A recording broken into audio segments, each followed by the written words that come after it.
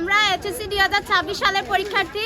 আমরা আজকে এখানে মাঠে নেমেছি আমাদের অধিকার আদায়ের জন্য। কারণ আমাদের ফর্ম ফিল আপের টাকা বোর্ড কর্তৃক নির্ধারিত হয়েছে 2450 টাকা, কিন্তু আমাদের থেকে 3250 টাকা নিতেছে। প্রত্যেকটা স্টুডেন্টের থেকে 800 টাকা করে বাড়তি নিতেছে।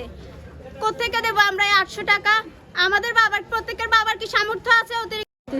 শিক্ষা বোর্ড থেকে তো এরকম দেয় না, ওরা স্ট্রিক্ট বলেছে যে যত টাকা ওনারা বলছে বোর্ড থেকে অত টাকাই নিতে, কিন্তু আমাদের উপরে এর থেকে বেশি নিতেছে। সবাই তো আর এই টাকা দিতে পারতেছে না। এখন আমাদের মেইন দাবি হচ্ছে যে দুর্নীতিমুক্ত শিক্ষা চাই। আমরা শিক্ষকের বিরুদ্ধে না, আমরা শিক্ষা চোরের বিরুদ্ধে। যারা শিক্ষার নামে দুর্নীতি করছে, টাকা আদায় করছে, একজনের থেকে যদি 800 টাকা করে হয়, আপনারা হিসেব করেন কত টাকা হয়, কত লাখ টাকা হয়, ওইগুলো কোথায় যাচ্ছে? এগুলো তো আমাদের কলেজ ফান্ডও নাই, এগুলো স্যাররা খাচ্ছে। এগুলো শিক্ষকরা যদি না খায়, এগুলো তো খাইতে লোকেও আসতেছে না। এখন আমরা চাই যে আমাদের কলেজে সুন্দর নিয়ম কানুন হোক। অন্যান্য কলেজে গিয়ে আছে, আমাদের কলেজ কেন পিছিয়ে? আমরা তো কোনো অপরাধ করি না, আমরা করতে আসছি এখানে। দালালি আমাদের উপরে কেন করতেছে? পরীক্ষায় 2-1 বিষয় অকৃতকার্য হয়েছে, তাদের থেকে পূর্ণ ভর্তি নামে 1000 টাকা করে ডিসেম্বর মাসের শেষ আদায় করা হয়েছে।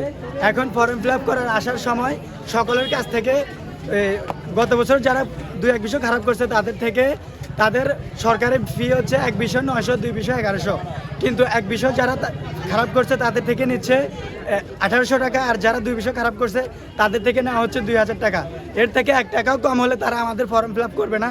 আর হচ্ছে বর্তমানে রানিং যারা স্টুডেন্ট রেগুলার, তাদের হচ্ছে সরকারি আর্টস এবং কমার্সের সরকারি ফি হচ্ছে 2400 টাকা, তাদের থেকে 3250 টাকা নিচ্ছে।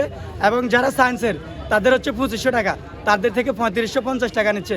এর কমে 1 টাকা হলো তারা আমাদের ফর্ম ফিল আপ করবে না। এছাড়াও আমরা গত বছর যারা ছিল আমাদের বড় ভাই এবং কি তার আগ থেকে তাদের সাথে আমরা কথা বলেছি, তারাও বলেছে এইভাবে তাদের কাছ থেকে প্রত্যেক বছর মানে বাড়তি ফর্ম ফিল আপের জন্য, ভর্তির জন্য টাকা আদায় করা হয়। এভাবে তারা অনেকবার দৌড়াদৌড়ি করছে, ইউনো মহোদয়ের কাছে গেছে, কিন্তু সঠিক কোনো সলিউশন পায়নি।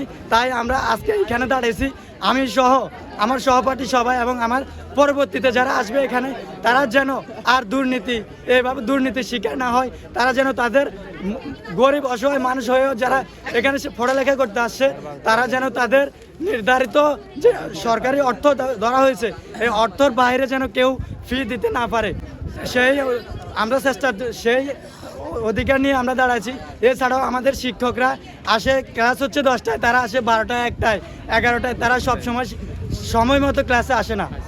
আইসিটি ল্যাব খোলা হয়েছে আমাদেরকে আইসিটি ক্লাস করানোর জন্য, বিজ্ঞানের ক্লাস করানোর জন্য, কিন্তু আজ পর্যন্ত আমরা 2 বছর 1 বছর আমাদের আগেও যারা ছিল তাদের মধ্য থেকে এখন পর্যন্ত কেউ যায় না যে ওই কম্পিউটারটা কেমন, যে আমরা একটু দেখি, শুয়ে দেখি কিংবা দেখি কম্পিউটারগুলোতে জং ধরে গেছে, ধুলো জমে গেছে, কিন্তু এখন পর্যন্ত আমাদের কারো এখানে যাওয়া হয় নাই। আমাদের এই অঞ্চলে হতদরিদ্র ফ্যামিলির সন্তান সবচেয়ে বেশি। আমাদের এই অঞ্চল দরিদ্র ফ্যামিলির সন্তান সবচেয়ে বেশি। আমাদের এই কলেজে যারা পড়ে তারা কোনো বড় লোকের ছেলে নয়, তারা অধ্যক্ষ স্যারের মেয়ে নয়, তারা আমাদের ছাত্রের ছেলে মেয়ের মতো নয়।